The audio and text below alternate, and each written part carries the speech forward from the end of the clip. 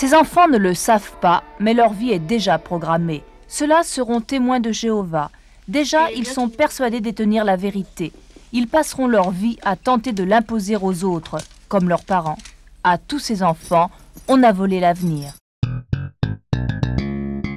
4h30 du matin à la nouvelle Mayapura dans l'Indre. Les enfants quittent à jeun les baraquements où ils vivent pour aller honorer Krishna au temple à quelques pas de là. Quelques pas déjà mis à profit pour réciter le Maha Mantra. Ce refrain sacré, ils doivent le répéter 1728 fois dans la journée, 16 fois le tour d'un chapelet de 108 grains. Krishna Prapti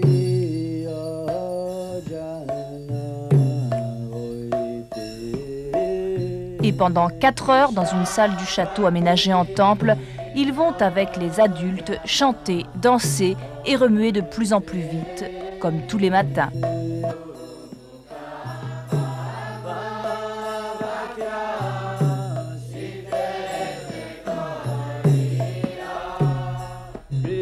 En tout, 6 heures d'incantation par jour, seule voie selon les dévots, pour accéder à la conscience de Krishna et être sauvé pour l'éternité.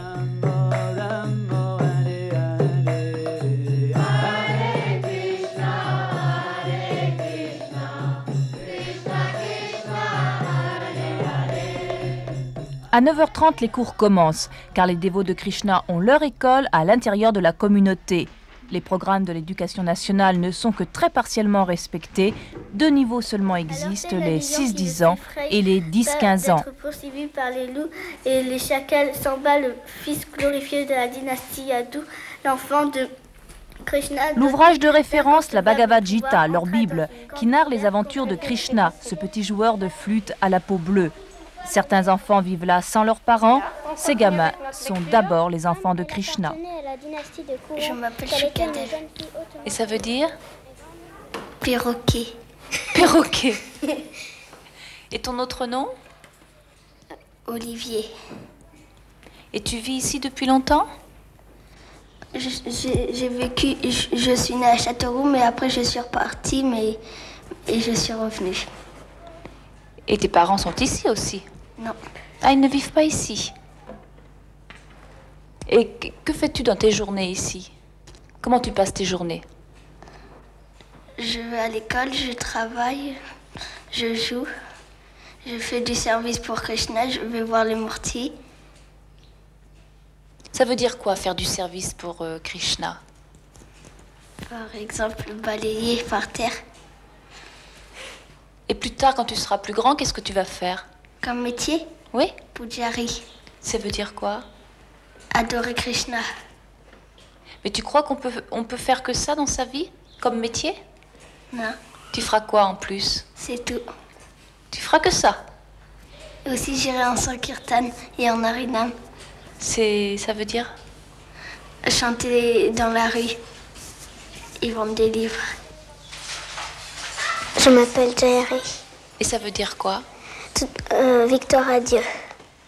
Et tu as un autre nom dans la vie de tous les jours, dans la vie civile? Oui, mais c'est allemand, c'est Jolene. Tu vis ici depuis longtemps? 8 ans. Et tu as quel âge? J'ai 9 ans.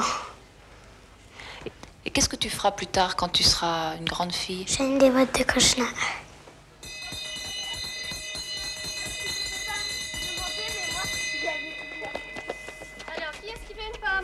L'école védique est une école privée hors contrat. Elle n'est pas soumise au contrôle pédagogique. Le directeur justifie de plus de 5 ans dans l'éducation nationale. Les locaux sont conformes aux règles d'hygiène et de sécurité. Elle reçoit donc chaque année un agrément officiel. Lesquels sont conducteurs d'après vous? Je m'appelle Mathura Nanda et puis ça veut dire la félicité de Mathura. C'est là où est... Mathura, c'est une ville en Inde. C'est là où est né Krishna. Et sinon, tu as un autre nom à la mairie? Ouais, je m'appelle Mélanie Perron. Je me lève à 4h, à 4h30.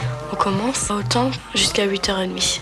Je suis à l'école, je fais des activités, je lis, je fais mes devoirs. Après, je vais me coucher vers 8h, 8h30.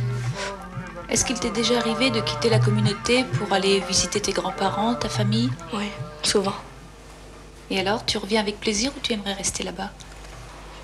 Ben, des fois, je vais en Belgique voir ma grand-mère. J'aimerais rester parce que je l'aime bien, mais j'aime mieux revenir ici parce qu'ils ne sont pas dévots. Ils mangent de la viande et tout ça, j'aime pas.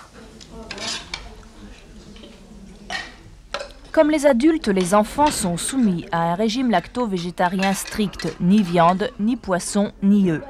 Très jeunes, on les prépare à la vie ascétique à laquelle ils sont destinés. Les excitants leur sont interdits, pas de café, pas de thé, pas d'alcool, pas de tabac. Pour les plus grands, pas de relations sexuelles non plus, sauf pour procréer dans le cadre du mariage. Une vie dans un univers hermétiquement clos où les diplômes universitaires ne servent à rien. Les enfants de la communauté peuvent-ils faire des études supérieures à l'université ou est-ce que c'est une chose que vous n'encouragez pas particulièrement? C'est pas une chose qu'on encourage. C'est-à-dire qu'une école comme la nôtre a vocation principale, selon son fondateur Srila Prabhupada, de former des enseignants dans la vie spirituelle, c'est-à-dire des prédicateurs, car c'est-à-dire des brahmanas, c'est-à-dire des enseignants de la science spirituelle, car c'est ce qui manque le plus aujourd'hui. Et les brahmanas dans la société sont considérés comme la tête. Et vous imaginez le destin d'un corps qui n'a pas de tête. Et c'est un peu, sans vouloir faire d'offense, si vous voulez, ce qui se passe dans la société d'aujourd'hui. C'est-à-dire même ceux qui prétendent enseigner une certaine vie spirituelle, eh bien, beaucoup de gens ont des doutes, car ils ne répondent pas véritablement à toutes les questions de l'existence. Mais vous ici, par exemple, dans cette communauté de Krishna, quel avenir préparez-vous à ces enfants finalement? Parce qu'ils n'ont pas le choix. Ils ont le choix, c'est très important, ils ont le choix. C'est-à-dire que, justement, c'est notre défi à l'enseignement classique, c'est-à-dire, nous disons, dans nos écoles, les enfants ont le choix, parce qu'on leur enseigne à la fois le savoir spirituel et le savoir matériel. Alors que dans les écoles classiques, eh bien, en général, on enseigne en grande majorité, et peut-être parfois totalement, uniquement le savoir matériel. C'est-à-dire comment gagner beaucoup d'argent, comment avoir le métier qui va vous rapporter le plus d'argent et qui va vous donner le plus de plaisir d'essence et la possibilité de jouir, comme on dit, entre guillemets, de l'existence. Mais ce n'est pas cette jouissance que nous recherchons en tant que dévots de Krishna. Nous voulons donner à l'enfant, à l'être vivant, parce que c'est déjà un être vivant à part entière, bien sûr, le goût supérieur du plaisir spirituel, de la félicité spirituelle. Rukmini Krishna vit avec vous depuis 7 ans ici. Quel avenir voyez-vous pour elle? Est-ce que vous la voyez rester à l'intérieur de la communauté ou bien partir en société? Comment est-ce que vous voyez les choses?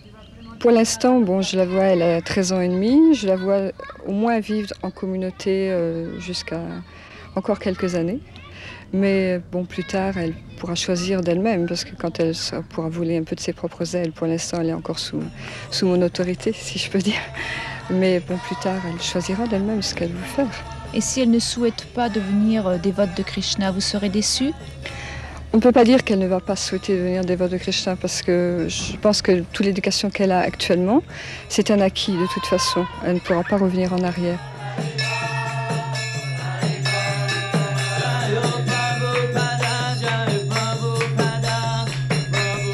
Programmé dès sa naissance, l'enfant la plupart du temps n'a en effet plus le choix. Il est condamné à vivre et à penser comme ses parents.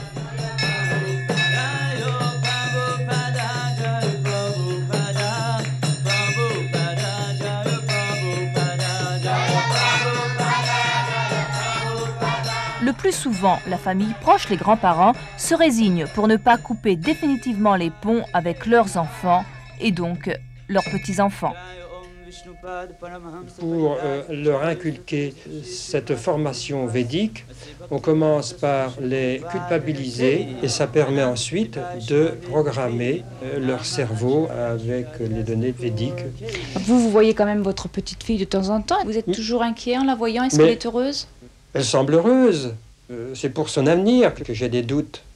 Je ne vois pas déboucher, disons, sur une formation normale, à l'exclusion d'une formation primaire, peut-être 4e, 3e pour un cycle secondaire, mais c'est tout. Donc le message de la Bhagavad Gita, les sectes, on y rentre facilement, mais on en sort très difficilement.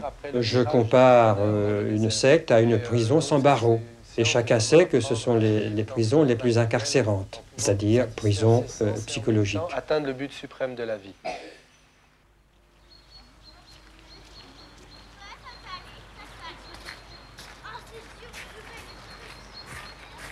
Les témoins de Jéhovah ont la réputation de donner une éducation plus stricte à leurs enfants, basée sur les principes bibliques. Ces principes bibliques, comparés au niveau moral moyen des gens qui nous entourent, peuvent paraître sévères ou élevés, mais pourtant ils apportent des bienfaits ou des choses positives aux personnes qui cherchent à les appliquer.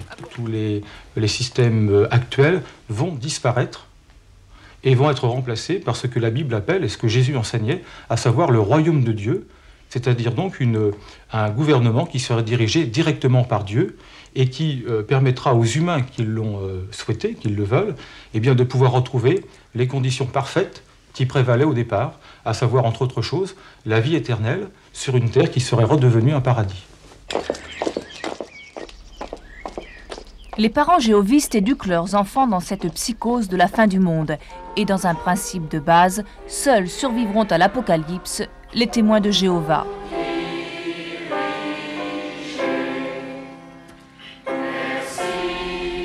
La soumission à Frédéric Franz, le grand maître qui siège à Brooklyn, est totale. 3 réunions par semaine, 90 heures de porte-à-porte obligatoires par mois, plus la salle du royaume le dimanche.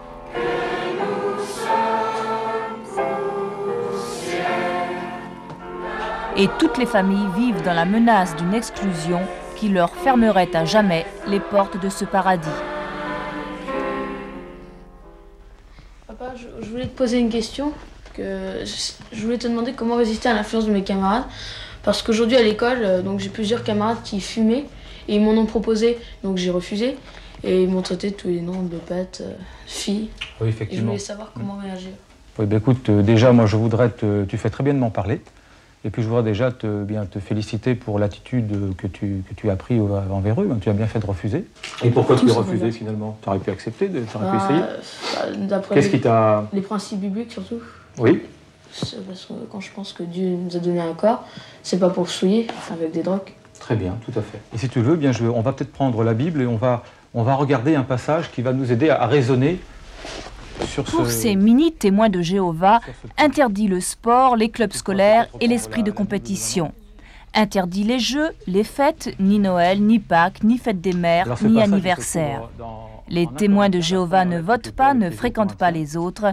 Interdit également pour eux les soirées dansantes, le flirt et les relations sexuelles avant le mariage. Et bien sûr, oui. Ne vous laissez pas égarer. Les mauvaises compagnies gâtent les saines habitudes. Voilà. Et si tu veux, on va un petit peu commenter ce texte. Et on a bien avec nous un petit peu une aide dans ce livre, Les jeunes s'interrogent, réponses pratiques. Tu vas le prendre à la page 73. À l'âge de 14 ans, Agnès se droguait et avait des rapports sexuels. À 17 ans, Jacques était alcoolique et menait une vie immorale. Tous deux reconnaissaient qu'ils n'aimaient pas vraiment la façon dont ils vivaient. Pourquoi, dans ces conditions, se comportaient-ils ainsi? Parce qu'ils subissaient l'influence de leurs camarades. Interdite aussi les transfusions sanguines sous peine de perdre le droit à la vie éternelle, interdit le service militaire et même le statut d'objecteur de conscience, déconseillé les études supérieures. Il est certain que leur ayant enseigné qu'il est plus intéressant de s'occuper de son prochain, on essaye d'appliquer la règle d'or de Jésus-Christ, à savoir tout ce que vous voulez que les autres fassent pour vous, essayez de le leur faire. Ça implique certains choix dans la vie et peut-être que des études brillantes pour avoir la plus belle carrière et le plus gros salaire, ce n'est peut-être pas tout à fait le créneau que suivent les témoins de Jéhovah. Les garçons n'ont pas le droit de faire leur service militaire et n'ont pas le droit non plus de prendre le statut d'objecteur de conscience. Ça veut dire concrètement que Romain, vous le savez, fera de la prison dans quelques années. Vous le savez. Oui. Alors, et vous l'acceptez. Alors, Romain fera de la prison dans quelques années, si telle est sa décision. Le fait de vouloir être témoin de Jéhovah, c'est-à-dire disciple du Christ, être chrétien et vivre, appliquer dans sa vie les principes chrétiens, lui interdisent. De fait, de se dire, eh bien, je prends les armes, mais je ne m'en servirai pas. Effectivement, s'il faisait ce choix, eh bien de lui-même, il ne serait plus témoin de Jéhovah. Les témoins de Jéhovah interdisent aussi toute transfusion sanguine. Alors j'ai envie de vous poser une question, imaginant qu'il n'y ait pas d'autre solution, transfusion sanguine ou la mort. Qu'est-ce que vous faites? Quel choix vous faites? La position de la Bible est très claire dessus. Dieu demande à ceux qui veulent le servir de s'abstenir du sang sous quelque forme que ce soit. Ce que l'on espère effectivement, c'est d'avoir cette foi et ce désir de plaire à Dieu qui fera que l'on suivra son principe biblique, ce principe, plutôt que de finalement prendre potentiellement une thérapeutique qui elle-même peut nous faire mourir. Je regarde la voiture. Allez. Il est bien ton nouveau boulet. Après avoir étudié, j'ai avec mon père et en écoutant les réunions, j'ai donc acquis une certaine connaissance. J'ai l'impression que c'est la vérité. J'ai envie vraiment de devenir témoin de Jéhovah. Tu vas aux réunions avec tes parents? Oui. Et tu fais du porte-à-porte aussi pour parler aux gens, pour les convaincre le dimanche, je crois. Non, c'est pas les convaincre, c'est leur apporter une bonne nouvelle, parce que dans le monde où nous vivons, il n'y a rien de réjouissant. Alors tu sais que le fait d'être témoin de Jéhovah veut dire donc qu'on n'a pas le droit, du moins d'aller à certaines soirées dansantes, pas le droit d'avoir des petites amies, de flirter. Ça ne t'ennuie pas, ça ne te gêne pas? Non, c'est chacun comme il veut. Si j'ai envie d'avoir des petites amies, de flirter, d'aller dans des surprises parties, je peux y aller. Mais par contre, je respecterai pas les principes de Jéhovah. Et tu choisiras quoi dans ce cas-là, entre témoin de Jéhovah et une petite amie? Témoin de Jéhovah, parce que Jéhovah n'interdit pas du tout le fait d'avoir des relations avec sa femme. Un ancien témoin de Jéhovah raconte « Il a été un adepte fervent jusqu'à l'âge de 15 ans. En décidant de quitter la secte, il savait qu'il allait perdre en même temps amis et famille. Aujourd'hui, il vit dans une autre ville, loin de ses proches. Seul, mais mieux dans sa peau. Je pense être moi-même. Donc à partir de là, tout le reste paraît évident, c'est-à-dire que j'ai choisi de faire des études de médecine. Je pense que, non, c'est pas je pense, je suis pratiquement certain maintenant que je n'aurais jamais fait médecine si j'avais été témoin de Jéhovah. Parce que bon, il conseille donc, encore une fois, presque un ordre de se limiter au bac plus 2 ans. Parce qu'on a d'autres choses bien plus intéressantes à faire, aller faire de porte-à-porte, aller convertir d'autres personnes, bon, qui est vraiment ce pourquoi on vit sur cette terre. Donc j'aurais pas fait médecine, je n'aurais pas eu les amis que j'ai maintenant, j'aurais pas eu du tout la même vie, ça c'est sûr. Actuellement, bon, je m'occupe d'actions humanitaires, je fais des voyages en Roumanie pour apporter un petit peu d'aide. Bon, ça c'était à bannir, c'était à laisser tomber, puisque de toute façon il y avait des témoins de Jéhovah à aider avant les gens du monde. Si vous deviez transmettre un message aux jeunes de votre âge qui sont témoins de Jéhovah, le conseil que je peux donner, c'est essayer de réfléchir par soi-même, essayer de prendre conscience que notre vie, c'est pas de faire ce que tout le monde fait, d'être un mouton parmi un troupeau, mais essayer de choisir sa propre voie. Mais c'est un conseil, j'irais dire, qui ne peut s'appliquer qu'à partir du moment où on en est sorti. Et c'est ça l'énorme danger, c'est je me sens complètement désarmé pour aider quelqu'un qui est encore témoin de Jéhovah, si ce n'est en le gardant à long terme avec moi, en lui montrant ce qu'est une vie normale. Mais je ne peux pas, par des arguments, je pourrais lui montrer que son groupe a fait 6 ou 7 fois prédit la fin du monde. Je pourrais lui montrer qu'il est revenu une dizaine de fois sur ses décisions. Qu'est-ce que ça change? Il me répondra, la lumière vient en croissant. Bon, un verset de la Bible, on ne peut rien y répondre.